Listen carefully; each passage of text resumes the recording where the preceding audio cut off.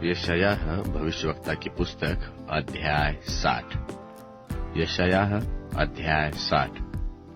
उठ, प्रकाशमान हो, क्योंकि तेरा प्रकाश आ गया है और यहोवा का तेज तेरे ऊपर उदय हुआ है। देख, पृथ्वी पर तो अंधियारा और राज्य राज्य के लोगों पर तो घोर अंधकार छाया हुआ है, परंतु तेरे ऊपर यहोवा उदय होगा और उसका तेज तुझ पर प्रकट होगा। और अन्य जातियां तेरे प्रकाश की ओर, राजा तेरी चमक की ओर चलेंगे। अपनी आंखें चारों ओर उठाकर देख, वे सब के सब इकट्ठे होकर तेरे पास आ रहे हैं। तेरे पुत्र तो दूर से आ रहे हैं और तेरी पुत्रियां गोद में पहुंचाई जा रही है। तब तू इसे देखेगी और तेरा मुख चमकेगा और तेरा हृदय थरथरा जाएगा और आनंद से भर जाएगा, क्योंकि समुद्र का सब धन और अन्य जातियों की धन संपत्ति तुझको मिलेगी। तेरे देश में ऊंटों के झुंड, मिद्यान और एपा देशों की सारनियां इकट्ठी होगी।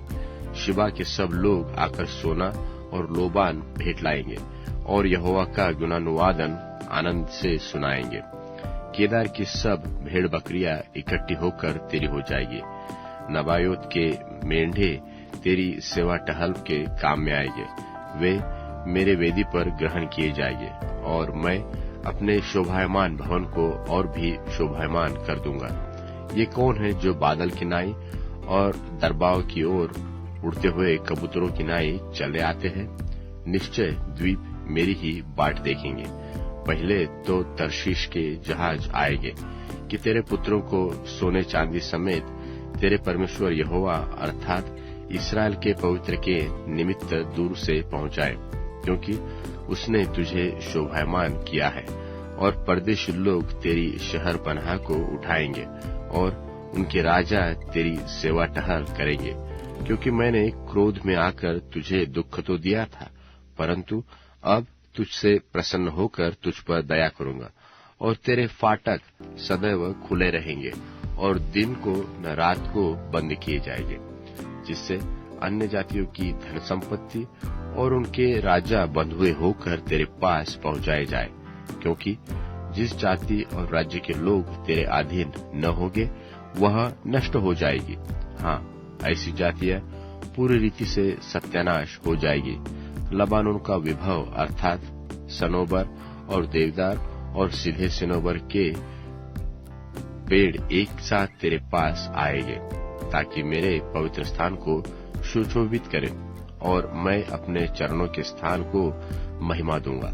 और तेरे दुख देने वालों के संतान तेरे पास सिर झुकाए हुए आएंगे और जिन्होंने तेरा तिरस्कार किया था सब तेरे पांव पर गिरकर दंडवत करेंगे। और वे तेरा नाम यहोवा का नगर इस्राएल के पवित्र का सियोन रखेंगे। तू तो छोड़ी गई और घृणित ठहरी, ऐसा कि कोई तुझ में से होकर नहीं जाता। इसकी संति मैं तुझे सदा के घमंड का और पीढ़ी पीढ़ी के हर्ष का कारण ठहराऊंगा। और तू अन्य जातियों का दूध भी पी लेगी। हाँ, राजाओं की छातियां चूसेगी।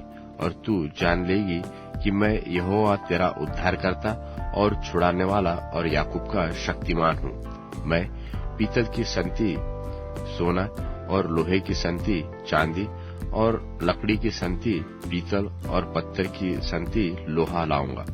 मैं तेरे हकीम को मेल मिलाप और तेरे चौधरियों को धर्म की कसौटी ठहराऊंगा। फिर कभी तेरे देश में उपद्रव की और न तेरे सिवानों के भीतर उत्पात व अंधेर की चर्चा सुनाई पड़ेगी, परंतु तू अपनी शहर पनाह का नाम उद्धार और अपने फाटकों का नाम यश रखेगी। फिर तेरा उजियाला दिन को न सूर्य से होगा न चंद्रमा के चमकने से, परंतु यहोवा तेरे लिए सदा का उजियाला और तेरा परमेश्वर तेरी शोभा ठहरेगा।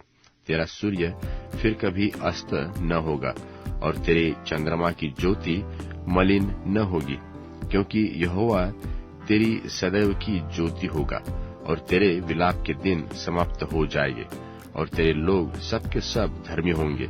वे देश के अधिकारी सर्वदा रहेंगे।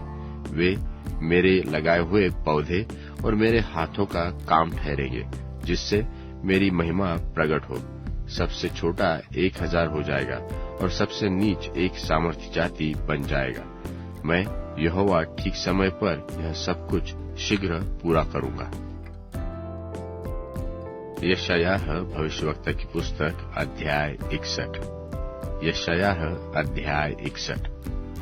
प्रभु यहोवा का आत्मा मुझ पर है, क्योंकि यहोवा ने सुसमाचार सुनाने के लिए मेरा अभिषेक किया और मुझे इसलिए भेजा है कि खेदित मन के लोगों को शांति दूं और बंधुओं के लिए स्वतंत्रता का और कैदियों के लिए छुटकारे का प्रचार करूं और यहोवा के प्रसन्न रहने के वर्ष का और हमारे परमेश्वर के पलटा लेने के दिन का प्रचार करूं और सब विलाप करने वालों को शांति दूं और सियोन के विलाप करने वालों के सिर पर की राख दूर करके सुंदर पगड़ी बांध दूं और उनका विलाप दूर करके हर्ष का तेल लगाओ और उनकी उदासी हटाकर यश का ओढ़ना उड़ाओ, जिससे वे धर्म के बांझ वृक्ष और यहोवा के लिए लगाए हुए कहलाए, ताकि उसकी महिमा प्रकट हो। तब वे बहुत काल के उजड़े हुए स्थानों को फिर बसाएंगे और पूर्व काल से पड़े हुए खंडहरों में फिर घर बनाएंगे और उजड़े हुए नगरों को जो पीढ़ी से पीढ़ी में उजड़े हुए हो फिर नए सिरे से बसाएंगे। और परदेशी तो आ खड़े होंगे और तुम्हारी भेड़ बकरियों को चराएंगे और विदेशी लोग तुम्हारे चरवाहे और दाख की बारी के माली होंगे, पर तुम यहोवा के याजक कहलाओगे। वह तुमको हमारे परमेश्वर के सेवक कहेंगे और तुम अन्य जातियों की धन संपत्ति को खाओगे और उसके विभव की वस्तुएं पाकर बढ़ाई करोगे। तुम्हारी नामधराई की संति दूना भाग मिलेगा और अनादर की संति वे अपने भाग के कारण जय जयकार करेंगे और वे अपने देश में दूने भाग के अधिकारी होंगे और सदा आनंदित रहेंगे, क्योंकि मैं यहोवा न्याय के प्रति प्रीति रखता हूँ और अन्याय और डकैती से घृणा करता हूँ। इसलिए मैं उनको उनका प्रतिफल सच्चाई से दूंगा और उनके साथ सदा की वाचा बांधूंगा और उनका वंश अन्य जातियों में और उनकी संतान देश देश के लोगों के बीच प्रसिद्ध होगी। जितने उनको देखेंगे पहचान लेंगे कि यह वंश है जिसको परमेश्वर ने आशीष दी है। मैं यहोवा के कारण अति आनंदित होऊंगा। मेरा प्राण परमेश्वर के कारण मगन रहेगा, क्योंकि उसने मुझे उद्धार के वस्त्र ऐसे पहनाए और धर्म की चद्दर ऐसे ओढ़ा दिए है, जैसे दुल्हा फूलों की माला से अपने आप को सजाता है और दुल्हन अपने गहनों से अपना श्रृंगार करती है। क्योंकि जैसे भूमि अपनी उपज को उपजाती और बारी में जो कुछ बोया जाता है उसको वह उपजाती है, वैसे ही प्रभु यहोवा सब जातियों के सामने धर्म और यश को प्रकट करेगा। यशायाह भविष्यवक्ता की पुस्तक अध्याय 62। यशायाह अध्याय 62। सियोन के निमित्त मैं चुप न रहूंगा और यरूशलेम के निमित्त मैं चैन न लूंगा, जब तक कि उसका धर्म अरुणोदय की नाई और उसका उद्धार चलते हुए पलीते के समान दिखाई न दे। तब अन्य जातियां तेरा धर्म और सब राजा तेरी महिमा देखेंगे और तेरा एक नया नाम रखा जाएगा जो यहोवा के मुख से निकलेगा, और तू यहोवा के हाथ में एक शोभायमान मुकुट और अपने परमेश्वर की हथेली में राजकीय मुकुट ठहरेगी। तू फिर त्यागी हुई न कहलाएगी और न तेरी भूमि फिर उजड़ी हुई कहलाएगी। तू तो हेप्सिबा और तेरी भूमि बुला कहलाएगी, क्योंकि यहोवा तुझसे प्रसन्न है और तेरी भूमि सुहागिन होगी। क्योंकि जिस प्रकार जवान पुरुष कुमारी स्त्री को ब्याह लाता है, वैसे ही तेरे लड़के तुझे ब्याह लेंगे, और जैसे दुल्हा दुल्हन के कारण हर्षित होता है, वैसे ही तेरा परमेश्वर तेरे कारण हर्षित होगा। हे यरूशलेम, मैंने तेरी शहरपनाह पर पहरुए बैठाए हैं, जो दिन रात कभी चुप न रहेंगे। हे यहोवा को स्मरण करने वालों, चुप न रहो और जब तक वह यरूशलेम को स्थिर करके उसकी प्रशंसा पृथ्वी पर न फैला दे, तब तक उसको भी चैन न लेने दो।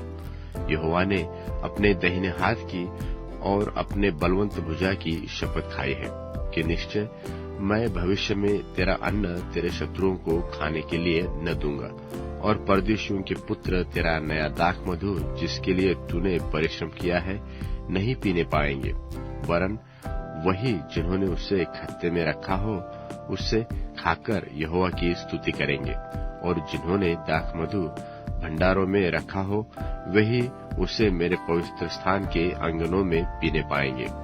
निकल आओ, फाटकों में से निकल आओ, प्रजा के लिए मार्ग सुधारो, राजमार्ग सुधार कर ऊंची करो, उसमें के पत्थर बीन बीन कर फेंक दो, देश देश के लोगों के लिए झंडा खड़ा कर दो। देखो, यहोवा ने पृथ्वी की छोर तक इस आज्ञा का प्रचार किया है कि सियोन की बेटी से कहो कि देख, तेरा उद्धारकर्ता आता है, देख, जो मजदूरी उसको देनी है वह उसके पास है, और उसके काम उसके सामने है, और लोग उनको पवित्र प्रजा और यहोवा के छुड़ाए हुए कहेंगे, और तेरा नाम ग्रहण की हुई अर्थात न त्यागी हुई नगरी पड़ेगा। यूहन्ना का प्रकाशित वाक्य 9वां अध्याय।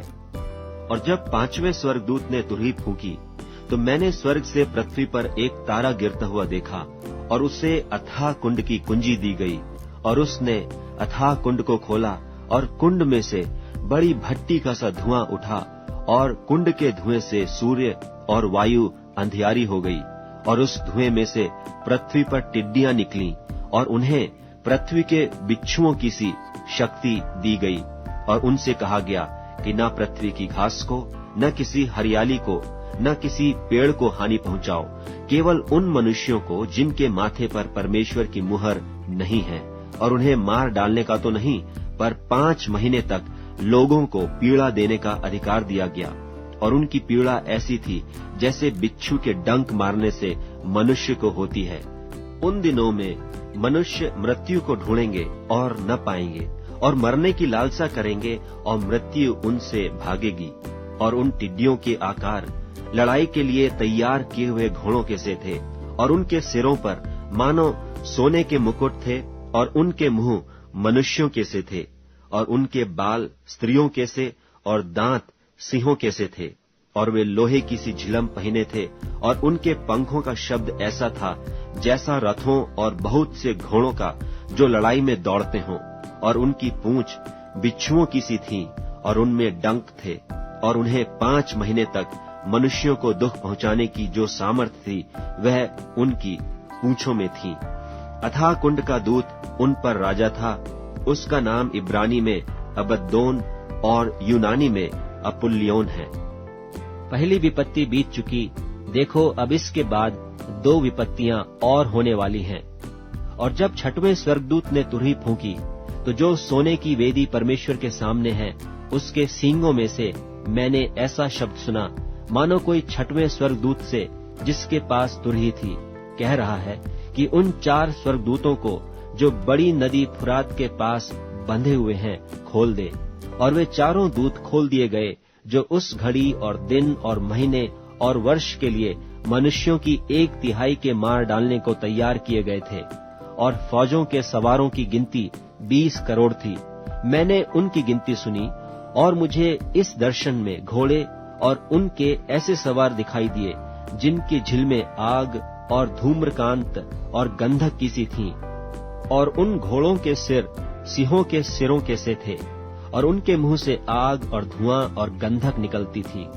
इन तीनों मरियों अर्थात आग और धुएं और गंधक से जो उसके मुंह से निकलती थीं, मनुष्यों की 1/3 मार डाली गई, क्योंकि उन घोड़ों की सामर्थ उनके मुंह और उनकी पूंछों में थी, इसलिए कि उनकी पूंछें सांपों की सी थीं, और उन पूंछों के सिर भी थे, और इन्हीं से वे पीड़ा पहुंचाते थे। और बाकी मनुष्यों ने जो उन मरियों से न मरे थे अपने हाथों के कामों से मन न फिराया, कि दुष्टात्माओं की और सोने और चांदी और पीतल और पत्थर और काठ की मूर्तों की पूजा न करें, जो न देख न सुन न चल सकती हैं, और जो खून और टोना और व्यभिचार और चोरियां उन्होंने की थीं, उनसे मन न फिराया।